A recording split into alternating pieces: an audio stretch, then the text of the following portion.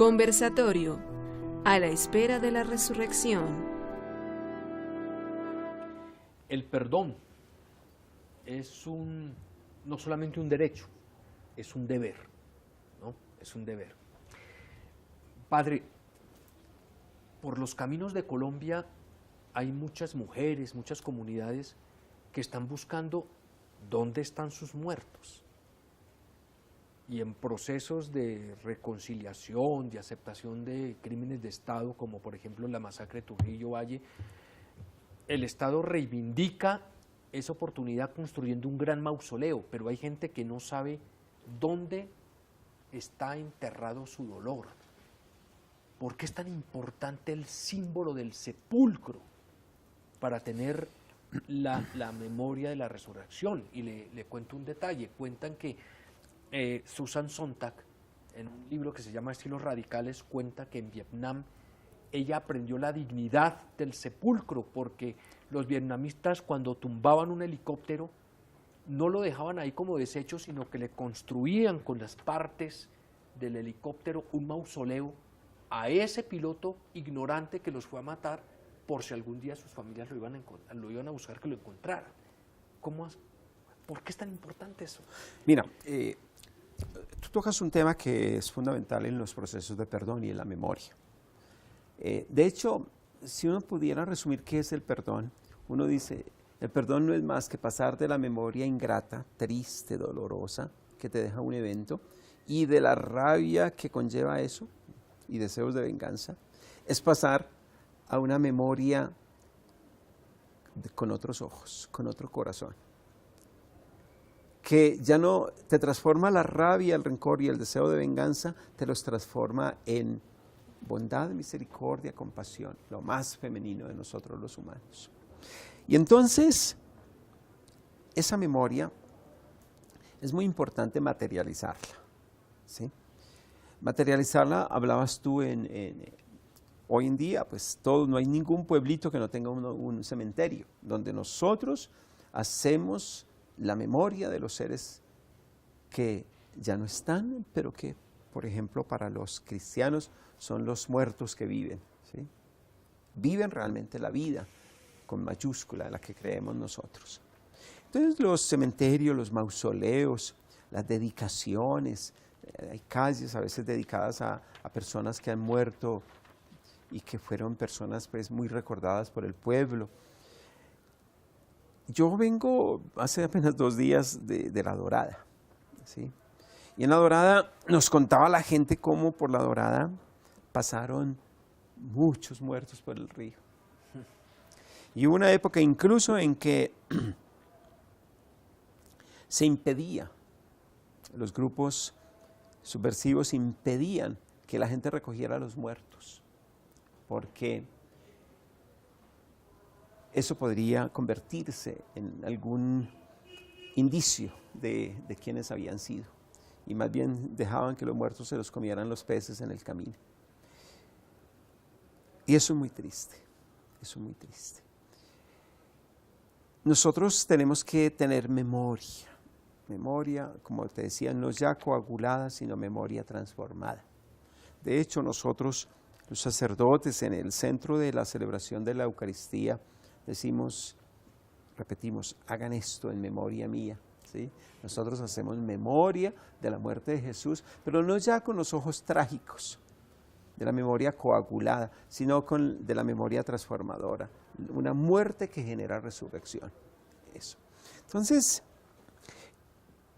es muy importante que la memoria no se quede memoria coagulada, que como dicen algunos autores, pueden convertirse la memoria coagulada en incitadores de nuevas rabias. Hay lugares, por ejemplo, en algunos museos de la memoria en Perú, ¿sí? Yo estuve en alguna zona de Ayacucho, donde fue muy fuerte la violencia de los ¿cómo se llamaban allá? Sendero Luminoso. Del Sendero Luminoso, donde, por ejemplo, aparecen 50, 100 camisas colgadas y todas atravesadas por balas y ensangrentadas. Y lo primero que uno siente cuando ve todas esas camisas colgadas y perforadas por balas y ensangrentadas por la sangre de las víctimas, uno dice, pero ¿cómo, hijo de tantas, es posible que esto suceda? Y uno comienza como que a llenarse de rabia. Yo pensaría, si yo fuera una persona de Ayacucho, y sobre todo si yo sé que esa camisa fue de mi tío, de mi papá, o mi madre, o lo que sea, yo me lleno de rabia. Y es que hay también lo que se llaman los excesos de la memoria, ¿sí? Y entonces es precisamente ahí donde nosotros los colombianos tenemos que tener cuidado con los excesos de la memoria. Entonces, es muy importante, por ejemplo, lo que pensamos hacer en La Dorada, el río Magdalena, donde pasaron tantos muertos por el río, que nosotros, qué bonito que pudiéramos dedicar el río Magdalena como una fosa común, como un cementerio que generó, que recibió muchos muertos. Pero qué bonito resignificar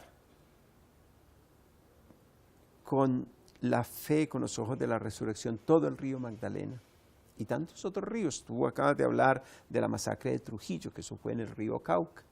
Qué bonito que pudiéramos todos los colombianos, ahorita que comencemos a firmar la paz, que vayamos a todos estos lugares y resignifiquemos todo lo que hubo de muerte en esos lugares, pero lo resignifiquemos no para seguir teniendo memoria coagulada de lo que pasó, sino para poner la memoria en acción. La hermenéutica se llama eso, ¿sí?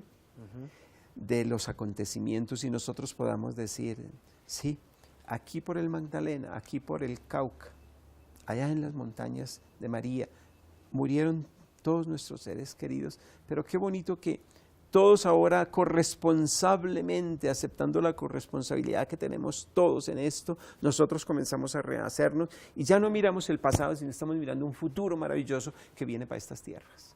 Y es lo que están comenzando, por ejemplo, a hacer en la región del Magdalena. Te hablaba de La Dorada, el Magdalena Centro, donde miles de personas están comenzando a pensar, vamos a hacer un acto grande para resignificar nuestro río, no de muerte, sino ya de una vida nueva para Colombia.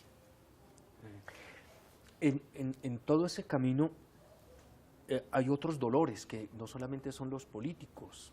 Conversamos fuera de cámaras con la jefe de información y prensa aquí de la fundación y con usted mismo, que hay más muertos hoy por hoy en Colombia por causas personales, por rencores personales, que por los rencores políticos, y le estamos parando demasiadas bolas a lo uno y nos estamos olvidando a lo otro.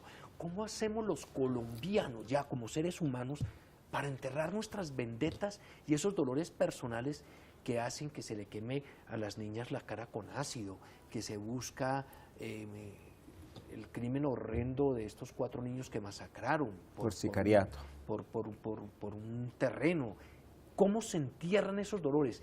¿Cuál sería el símbolo de mausoleo para enterrar esos dolores y poder pasar a una mejor vida? Claro. Otro tema importante que tú tocas es cómo nuestro cristianismo está afectando nuestra conducta cotidiana. Yo te quiero comentar que me lo comentaban en estos días en Buga, Valle, donde está un famoso santuario y donde la gente acude a millares todos los días a honrar al Jesús de la cruz, al Jesús caído, que es una de las ciudades con mayor sicariato en Colombia.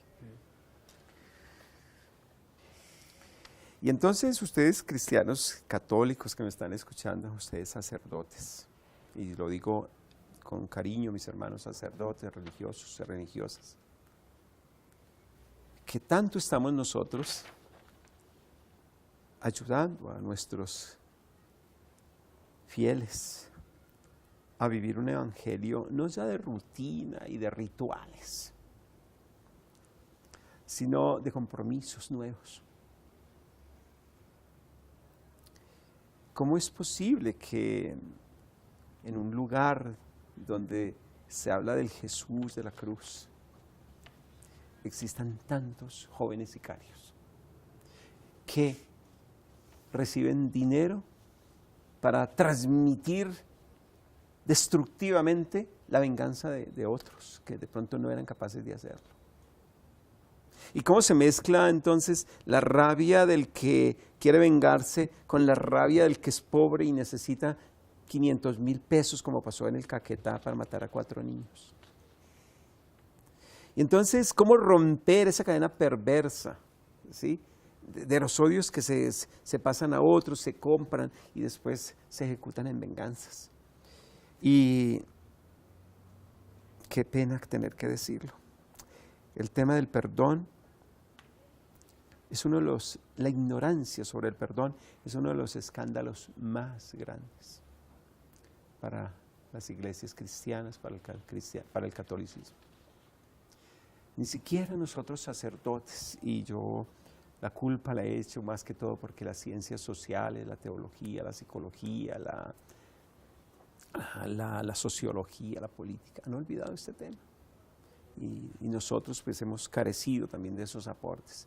Pero el tema del perdón es un tema casi olvidado, o si mejor se quiere positivamente, es un tema todavía en su infancia dentro de las ciencias sociales.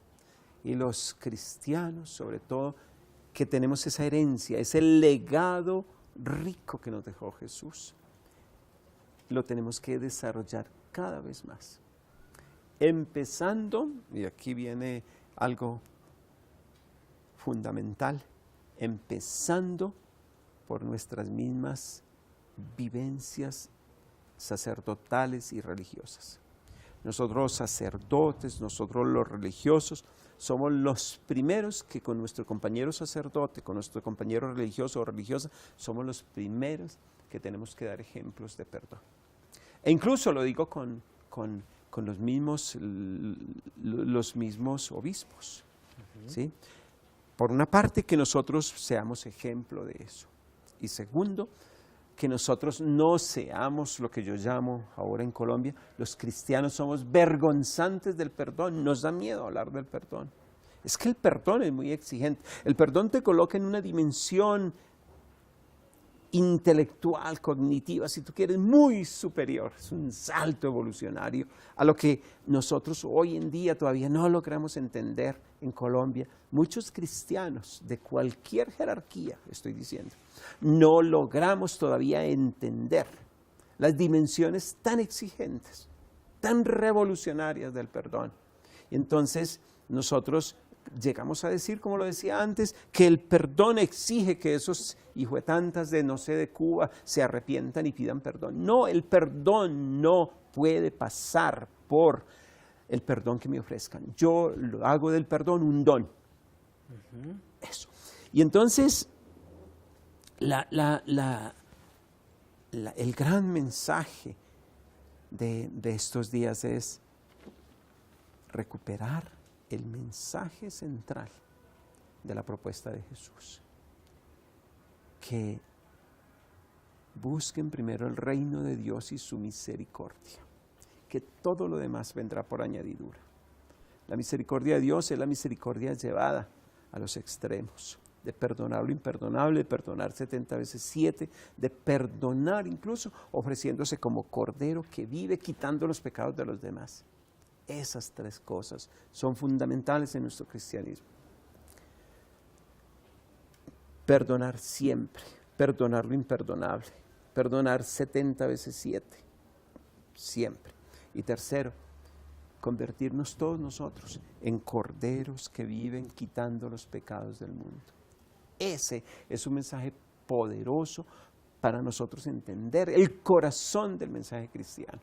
Eso es tener una tumba nueva, eso es resucitar, eso es, como dice el teólogo de Jesús que se llama Pablo, eso es ser criaturas nuevas. Padre, ustedes acaban de hacer un taller con obispos de América Latina, que vinieron aquí a aprender los caminos de la reconciliación, caminos de aprendizaje profundo de las diferencias, a superar las diferencias más. Y en todo eso, la Fundación se ha ganado estos trofeos que tenemos ahí. Ustedes estuvieron también nominados para la paz. ¿Qué tiene que hacer ese cristovidente que es consciente de que tiene una oclusión intestinal producto del dolor, que la quiere transformar en perdón y que busca y no encuentran dónde? Esta fundación le está ofreciendo que se corra la piedra para que pase a la resurrección.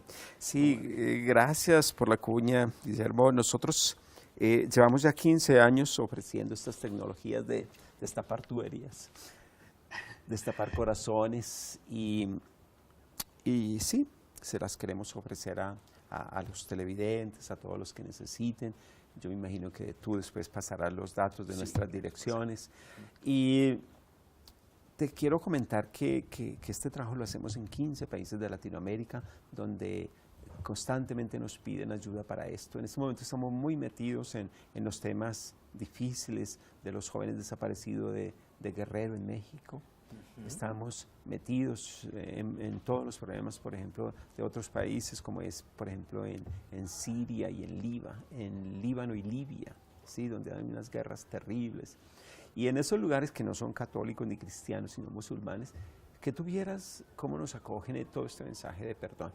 Pero tú mencionaste algo muy bonito, y es que de verdad tuvimos una experiencia fenomenal con un grupo de obispos de 10 países de Latinoamérica, un curso organizado por el CELAM con obispos, y lo que te quiero decir es que todos somos humanos y que no por ser obispos nosotros no tengamos también rabia, rencores y deseos de venganza. Y lo que nos acabamos de dar cuenta es que todos, en mayor o menor cantidad, nosotros todos cargamos con esa parte animal de nuestra humanidad. Esas fracturas, ¿no? Esas fracturas internas que, sin embargo, son superadas con una propuesta tan maravillosa como la de Jesús. La capacidad de que todos nosotros nos convirtamos en un don. Ese es el gran secreto escondido por siempre. Y por eso el perdón se convierte en el ejercicio más profundo de la espiritualidad cristiana. Bueno, amigos cristovidentes, este mensaje que nace de la Cuaresma, dentro de una recomendación que nos hace el Papa Francisco: transformar el corazón para vivir estos misterios y acercarnos a la resurrección. Y un misionero de la Consolata, que preside una fundación para que aprendamos a reconciliarnos, para que hagamos todos, porque usted también lo puede hacer, teología del sepulcro para pasar a la nueva vida. Padre Leonel, muchísimas gracias. ¿Y por qué no le ofrece a los cristovidentes un mensaje final para que pise los umbrales de la resurrección? Yo quisiera enviarles el mensaje que nos acaba de mandar el Papa Francisco, y es que convirtamos todas nuestras parroquias, todos nuestros hogares. El Papa los llama hospitales de campaña. Todos estamos heridos y todos necesitamos la compasión, el cuidado, la atención, el perdón de unos a otros. A mí me parece que esa metáfora del hospital de campaña, todas nuestras parroquias convertidas en hospital de campaña, donde todos nos ayudamos unos a otros, donde todos nos curamos nuestras heridas con cariño, ¿sí? Donde todos, no mirando sus heridas, más bien ayuda a curar las heridas del otro. Esa me parece que es una metáfora de resurrección maravillosa. Bueno, ahí está ese mensaje. Si usted quiere convertir su corazón, su casa, su hogar, su metro cuadrado, su entorno, en un hospital de campaña, aquí tiene un sitio donde le pueden ayudar. Muchas gracias y sigan viendo el mundo con los ojos de Jesús.